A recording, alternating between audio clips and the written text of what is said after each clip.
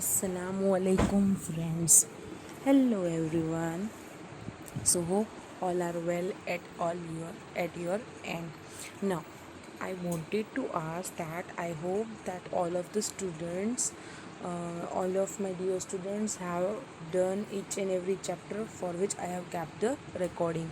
Right? Please be consistent and please watch all the recordings, and if you have any doubts please contact me, right? So I hope that you are watching along with me, right? Now we'll start with the next chapter 11, hire purchase and installment sale transaction. Right? Now this is a very important chapter from examination point of view. Here somewhat theory is covered by the institute to make your concept stronger, but actually this chapter is one of the practical chapters where you need to compute the sums. Right? Now further proceeding to the chapter. So यहाँ पे बेटा किस चीज़ की बात हो रही है? Hire purchase and instalment की. तो बेटा हायर परचेज क्या है, राइट? और इंस्टॉलमेंट सेल ट्रांजैक्शन क्या है, दोनों में डिफरेंस क्या है? तो पहले हम उन दोनों का मीनिंग समझते हैं एंड फिर हम उसके डिफरेंस पे प्रोसीड करते हैं. Right? Now if you can see here, hire purchase क्या है ना कि यहाँ पे गुड्स को बेचा जाता है, लेकिन किस पे? इंस्टॉलमेंट्स में, राइट? इंस्टॉलमेंट्स में आप गुड्स सेल कर रहे हैं, लेकिन ओनरशिप कब पास होगी? At the end of the last instalment, right? Ownership instalment के लास्ट इंस्टॉलमेंट के पेमेंट के बाद ट्रांसफ़र होगी. So this is the hire purchase. Now hire purchase में ऐसा है कि आपको पहले से पोजेशन मिल जाता है, गुड्स का पोजेशन आपके पास आ जाएगा, आप गुड्स को यूज़ कर पाएंगे, लेकिन आपका ओनरशिप ट्रांसफ़र लास्ट इंस्टॉलमेंट के पेमेंट के बाद होगा. इसलिए इसका नाम क्या है पता है? Hire purchase. हायर मतलब क्या? आपने कोई चीज़ रेंट पे ली हो, तो आप कैसे करते कि रेंट को पे करते और आप एसेट को भी यूज़ करते, लेकिन आपका ओनरशिप नहीं रहता है ना रेंट में. तो यहाँ पे भी यही सिस्टम का टाइप का है कि आपको हर साल इंस्टॉलमेंट्स पे करने रहते हैं रेगुलर इंटरवल पे, एंड आप उसको यूज़ भी कर सकते हैं, लेकिन ओनरशिप आपके पास तभी आएगी जब आप अपना फुल पेमेंट कर दें, आई मीन लास्ट इंस्टॉलमेंट पे हो जाए. I hope it is very clear. ना इंस्टॉलमेंट सिस्टम क्या है बेटा? इंस्टॉलमेंट सिस्टम में ऐसा है कि आप अपना एसेट खरीद रहे हैं, आपको ओनरशिप भी ट्रांसफ़र हो जाती है जिस दिन आपको गुड्स डिलीवर हो रहे हैं. आई मीन कि आपको पोजेशन एंड ओनरशिप दोनों मिल जाती है, सिर्फ पेमेंट आपका डिफ़र हुआ है जो आपको इंस्टॉलमेंट्स में करना है. तो इंस्टॉलमेंट एंड हायर परचेज दोनों में मेन डिफरेंस क्या है? ओनरशिप का. वहाँ पे एंड में ट्रांसफ़र होता है, यहाँ पे ओनरशिप एंड पोजीशन दोनों एक साथ ट्रांसफ़र हो जाते हैं. दूसरा यहाँ पे क्या डिफरेंस है मेजर पता है? कि हायर परचेज में है ना आपके पास ऑप्शन रहता है, क्योंकि आपका ओनरशिप सेलर का ओनरशिप रहता है, तो वो अपने गुड्स को रीपोजेस कर सकता है जब परचेज़र कोई डिफ़ॉल्ट कर जाए. ठीक है ना? जब इंस्टॉलमेंट के पेमेंट में कोई डिफ़ॉल्ट आ जाए और परचेज़र कोई डिफ़ॉल्ट कर जाए, तो सेलर अपने गुड्स को रीपोजेस कर सके, मतलब अपना गुड्स को वापस पोजेस कर सकता है, वापस उसका पोजेशन ले सकता है, क्योंकि ओनरशिप सेलर के पास रहती है. लेकिन इंस्टॉलमेंट में ये ऑप्शन नहीं आता है, रिपोजिशन में भी पार्शियल भी हो और फुल भी हो, राइट? तो ये दो उनका मेजर डिफरेंस है, राइट? बाकी जनरली चीज़ एक ही है कि आपका इंस्टॉलमेंट में पेमेंट वो डिफ़र कर देते हैं, राइट ना. तो ये हुआ दोनों hire purchase and instalment system, right? अभी हायर परचेज ये चार्ट इम्पॉर्टेंट है. आपने मैम क्यों ऐसा अभी बोला नहीं और आगे बढ़ गए? मैं आपको पहले ना थोड़े टर्म्स, थोड़ा थियोरेटिकल पोर्शन है ना इस चैप्टर का, वो कवर करवा देती हूँ, फिर मैं नेक्स्ट में ये मेथड्स पे आऊँगी, राइट ना. इंट्रोडक्शन जाने दीजिए. Nature of hire purchasing agreement. मैंने आपको बोला आपको एट द आउटसेट अभी पोजीशन मिल जाएगा, लेकिन ओनरशिप पेमेंट सब इंस्टॉलमेंट्स के पेमेंट के बाद मिलेगा, राइट? अभी आप देखिए यहाँ पे उन्होंने स्पेशल फीचर्स दिए कि हायर परचेज अग्रीमेंट में क्या फीचर्स है, right. Hire vendor transfers only possession. अभी आपको हायर वेंडर कौन है, हायर परचेजर कौन है, ये नहीं पता है, तो पहले हम वो टर्म्स समझ लेते हैं, फिर हम उस बात पे आते हैं। ये टर्म्स बहुत इंपॉर्टेंट है समझने के लिए। नाउ सी हायर वेंडर, तो हायर वेंडर कौन है, राइट। हायर वेंडर वो है जो गुड्स सेल कर रहा है, right. So he is the actual में सेलर, राइट। यहाँ पे देखिए सेल की तरह की ही एंट्रीज हमें देने की है, राइट। अगर आपने क्रेडिट सेल किया हो तो आप कैसे एंट्रीज पास करें, customers account debit to sales, right. फिर कस्टमर जब पेमेंट आपको दे तो bank account debit to customers, उस तरह से ही आपको अकाउंटिंग करना है। थोड़ा डिफरेंस ये है कि यहाँ पे आपको इंस्टॉलमेंट्स में पेमेंट्स रिसीव होगी और इंस्टॉलमेंट्स में इंटरेस्ट का अमाउंट आएगा, तो वो इंटरेस्ट भी आपको अकाउंट फोर करना रहेगा। सिर्फ इतना ही डिफरेंस है, बाकी ये एक्चुअल में सेल ट्रांजैक्शन ही है in the books of hire vendor, and ये परचेज ट्रांजैक्शन है in the books of hire purchaser. ठीक है, तो हायर वेंडर कौन है, जो गुड्स डिलीवर कर रहा है, सेल कर रहा है। और हायर परचेजर कौन है, जो गुड्स को ऑब्टेन कर रहा है, रिसीव कर रहा है, राइट, या फिर उसके राइट्स रिसीव कर रहा है यूज़ करने के। तो he is a purchaser of the goods, right, actual में। फिर कैश प्राइस। अभी मैम कैश प्राइस क्या है, देखिए आपको है ना, आप मानो कि एक फोर व्हील लेने जाते हैं, ठीक है, आप उसको ईएमआई पे लेते हैं, तो वो लोग आपको ऑप्शन देते हैं। अगर आप अभी के अभी पूरी कैश पे कर दें, मतलब बैंक से या कैश से, तो आपके पास ऑप्शन है कि आप ये कार 4,50,000 रुपीज़ में ले जा सकते हैं। लेकिन अगर आप ये कार में 2 साल के इंस्टॉलमेंट्स में पेमेंट करना चाहे, राइट, इस कार का 2 इयर्स का इंस्टॉलमेंट उन्होंने बोला है, तो आपको आपका प्राइस आएगा, that will be higher purchase price, right, वो होगा 4,82,000। तो ये डिफरेंस क्या है, ये डिफरेंस किस वजह से आ रहा है बेटा, ये है हमारा इंटरेस्ट। इसको क्या बोलेंगे हम, इंटरेस्ट, राइट।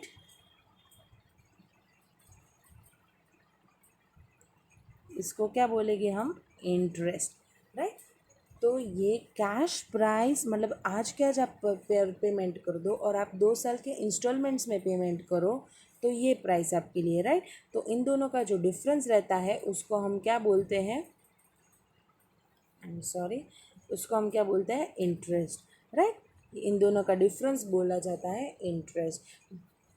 तो ये तो आपको समझ में आया कि 2 साल में आप पेमेंट कर रहे हैं, तो ये पैसा वो कहीं पे इन्वेस्ट करके उनको भी एक इनकम रिसीव हो सकती थी, तो वो आपको पैसा मतलब आपसे पैसा लेट में रिसीव करके आपसे कुछ तो अर्न करेगा ही, राइट। तो वो आपसे अर्न करेगा इंटरेस्ट, राइट। इसलिए यहाँ पे इंटरेस्ट का अकाउंटिंग आएगा। ये इंटरेस्ट इनकम बनेगा किसके लिए, हायर वेंडर के लिए, that is the seller of goods. और ये एक्सपेंस बनेगा किसके लिए, हायर परचेजर के लिए, क्योंकि उनका ये पेमेंट करना है, तो हायर परचेज के लिए, परचेजर के लिए ये एक्सपेंस होगा और हायर वेंडर के लिए ये इनकम रहेगा, राइट। सो इतनी सी बात आपको समझ में आ गई। अब आज आप ये एसेट, अगर क्या एसेट है या फिर कोई भी गुड्स है, उसको आज के आज परचेज कर ले कैश पे करके, तो आपको प्राइस पे करना पड़ेगा, उसको क्या बोलेंगे हम, कैश प्राइस। सो आपका फर्स्ट टर्म आपको समझ में आ जाना चाहिए। Cash price is the amount to be paid by buyer on the outright of purchase in cash. ठीक है, if you are purchasing the same thing in cash, the amount you will pay at the outset will be termed to be to cash price. Now what is the next concept they are teaching you, down payment, right? Down payment is, now if you see, हमने car वाला example लिया, right, कि cash price is your 4,50,000,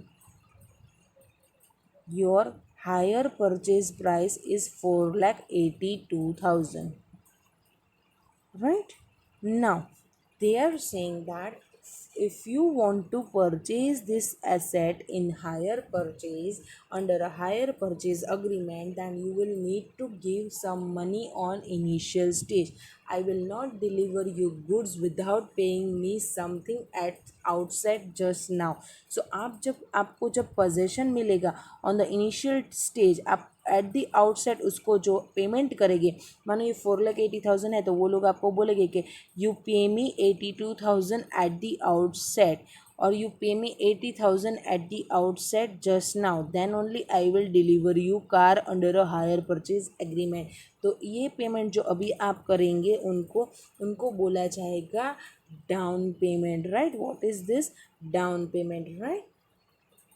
तो इसको हम बोलेंगे down payment, जो initial stage पे at the outset to receive the position the amount to be paid by you, right. So the initial payment made to the higher vendor, sorry, initial payment made to the higher vendor by the higher purchaser at the time of entering into a higher purchase agreement, right। ये agreement में enter होने के वक्त जो आप initial payment देते हैं उसको बोला जाता है डाउन पेमेंट, ठीक है। इसमें इंटरेस्ट का अमाउंट इंक्लूडेड नहीं होता है, right. Now next, hire purchase instalment, right.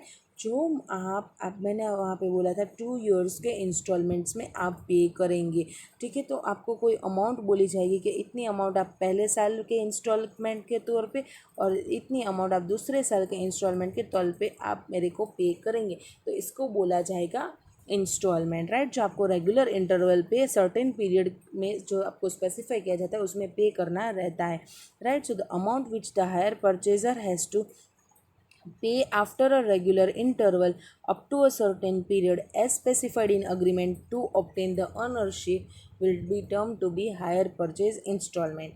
now next, higher purchase price. So what is this? मैंने आपको समझाया था, हमारे एग्जांपल के हिसाब से क्या था, 4,82,000 the total sum payable by the hire purchaser to obtain the ownership of assets purchase under a hire purchase agreement. See now, hire purchase price आपका एग्जाम्पल के हिसाब से 4,82,000 था, राइट।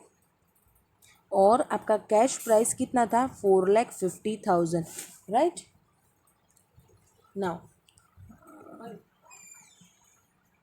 4,50,000,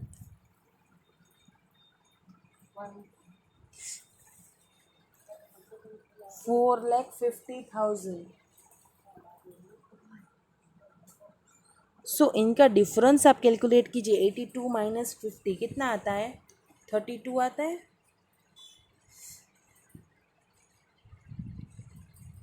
हाँ जी। सो ये 32,000 आपका क्या है? इंटरेस्ट है ना। सो आप ये पर आपको अगर ये अमाउंट ना दी हो क्वेश्चन में तो क्या आप उसको कंप्यूट कर सकते हैं? हाँ जी मैम, कैसे कंप्यूट कर सकते हैं बेटा? तो hire purchase price equals to cash price plus interest. Very good बच्चा। अगर आप 450 में ये 32 ऐड कर देंगे तो आपको मिल जाएगा हायर परचेज प्राइस, राइट। तो आप उसको दूसरी डेफिनेशन में ऐसे समझा सकते हैं, cash price plus the total interest on the outstanding balance. ये टोटल इंटरेस्ट होगा, एक साल का नहीं, पूरे इंस्टॉलमेंट का, पूरे आउटस्टैंडिंग बैलेंस का जो टोटल इंटरेस्ट होगा ना वो आप ऐड करेंगे तो आपको मिल जाएगा higher purchase price, right. I hope ना आप सभी टर्म्स से आप वाकिफ़ हो गए हो। अभी आगे मैं बोलूँ हायर वेंडर तो आपको कंफ्यूज नहीं होना है, कैश प्राइस तो आपको कंफ्यूज नहीं होना है, राइट। नाउ अभी हमने ये समझ लिया, थोड़ा सा ये थ्योरेटिकल पोर्शन है लेकिन देख लेते हैं special features of higher purchase agreement. यहाँ पे हायर परचेज में आपको और कौन से स्पेशल फीचर्स मिल रहे हैं, ठीक है ना। तो फर्स्ट है पोजीशन, राइट। आपको पोजीशन अभी के अभी इमीडिएटली मिल रहा है, ठीक है। फिर इंस्टॉलमेंट्स, आपको पेमेंट पीरियोडिकल इंस्टॉलमेंट्स में करने को एक सर्विस मिलेगा, राइट, एक फैसिलिटी मिलेगा। फिर डाउन पेमेंट, आपको जनरली एक डाउन पेमेंट करना रहता है जब आप कॉन्ट्रैक्ट साइन करते हैं, राइट। फिर आपको हायर परचेज इंस्टॉलमेंट पेमेंट करना रहता है जिसमें आपका प्रिंसिपल अमाउंट प्लस आपका इंटरेस्ट लगा रहता है। फिर आपका ओनरशिप आपका लास्ट इंस्टॉलमेंट के पेमेंट के बाद ट्रांसफ़र होता है। और रिपोजिशन, यहाँ पे अगर किसी हायर परचेजर ने डिफ़ॉल्ट किया तो हायर वेंडर के पास ऑप्शन रहता है कि वो अपने गुड्स को अपने पास वापस ले सके, राइट। तो ये हुआ थोड़े उनके special features. I hope now this all is clear.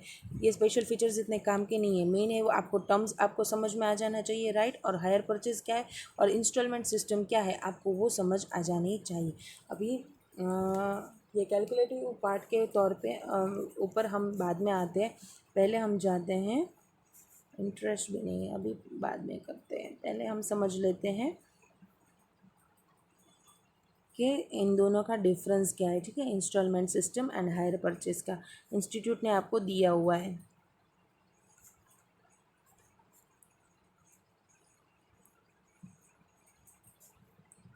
Just a second, ये रिपोजिशन वाला टॉपिक, पार्शियल मिसलेनियस इलस्ट्रेशंस, ये आपका एक बेस बना लेना है कि मेरे को आपको इंस्टॉलमेंट और हायर परचेज का अच्छे से डिफरेंस क्लियर करवा देना है, फिर मैं कैलकुलेटिव पार्ट के ऊपर आती हूँ। राइट, सी ओके। इंस्टॉलमेंट सिस्टम, आपको मैंने इंस्टॉलमेंट सिस्टम समझा दी कि आपको पोजेशन प्लस ओनरशिप दोनों इमीडिएटली ट्रांसफर हो जाता है। So this is on the signing off agreement you get both what, possession plus ownership, while in hire purchase at the outset you only get the possession, ownership is transferred at the later stage.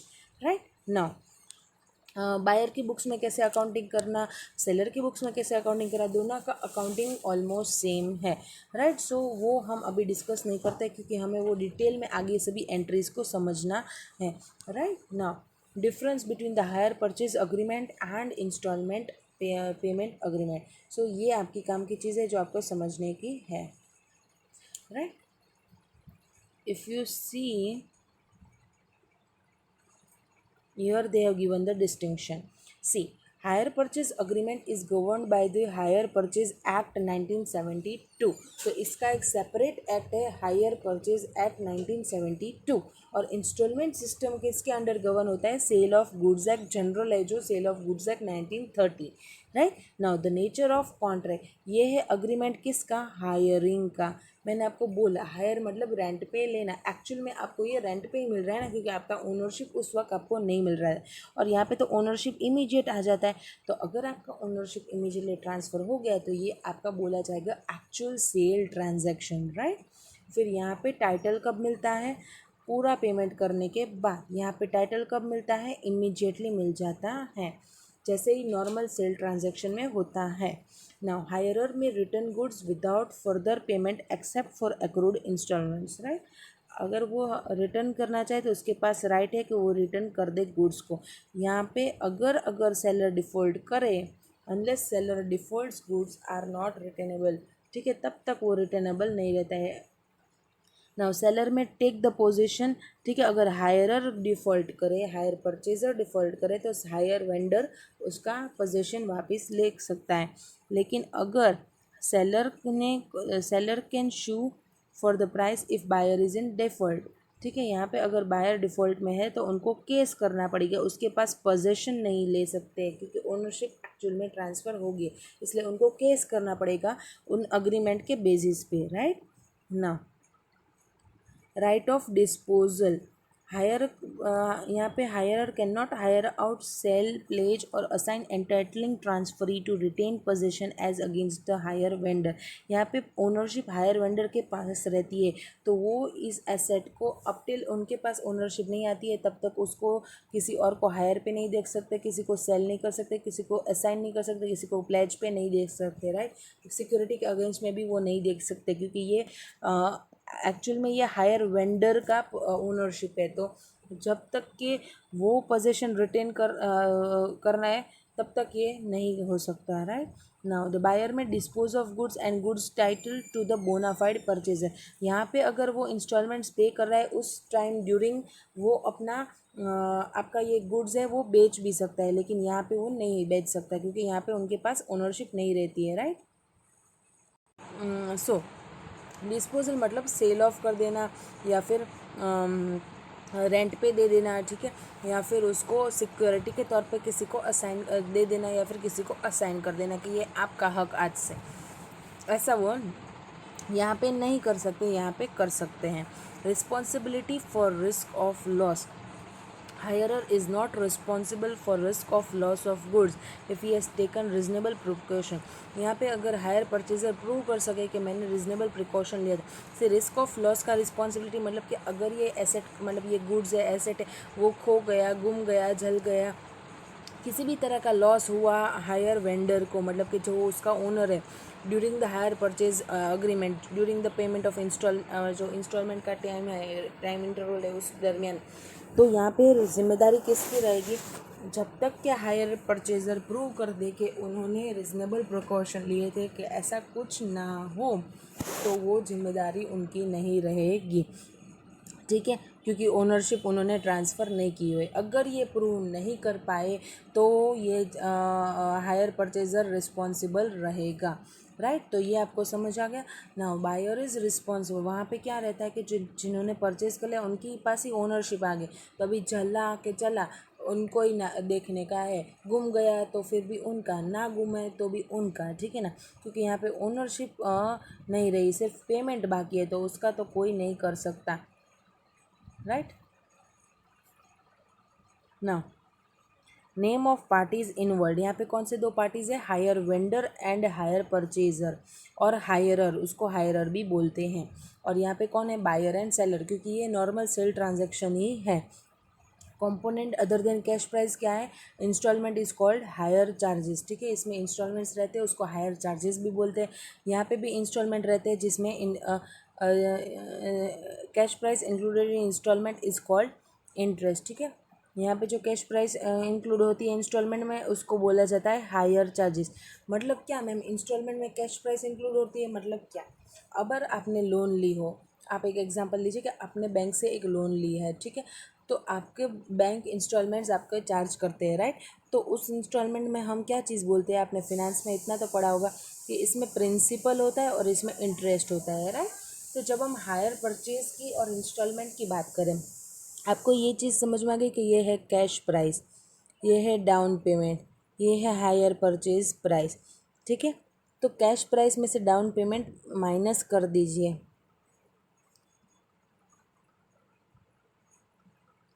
Right.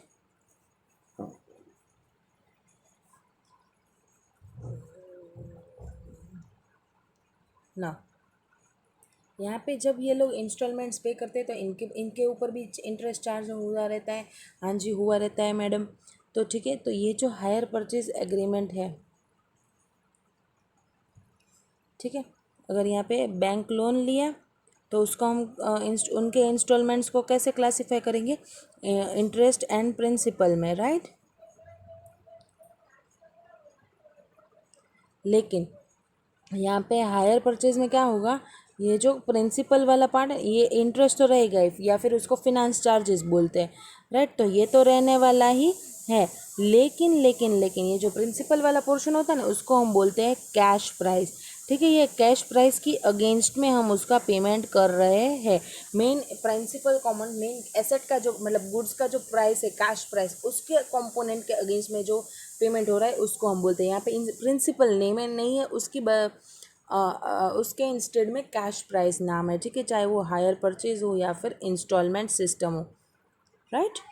सो ये difference आपको समझ में आएगा। Actual में ये principal type कि यहाँ पे जो आपका गुड्स का एक्चुअल कैश प्राइस है उसके अगेंस्ट में जो पेमेंट आ रहा है और बाकी का है वो इंटरेस्ट है, उस मिला के आपका इंस्टॉलमेंट बन जाता है।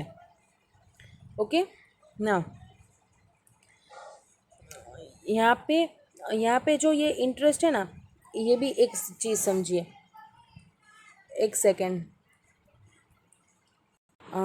सी बेटा, मैं यहाँ पे आपको एक बात कहना रह गया कि ये जो मैंने आपको बैंक लोन वाला और वो समझा है, मैं उसको 3 हिस्सों में डिवाइड करती हूँ। देखिए,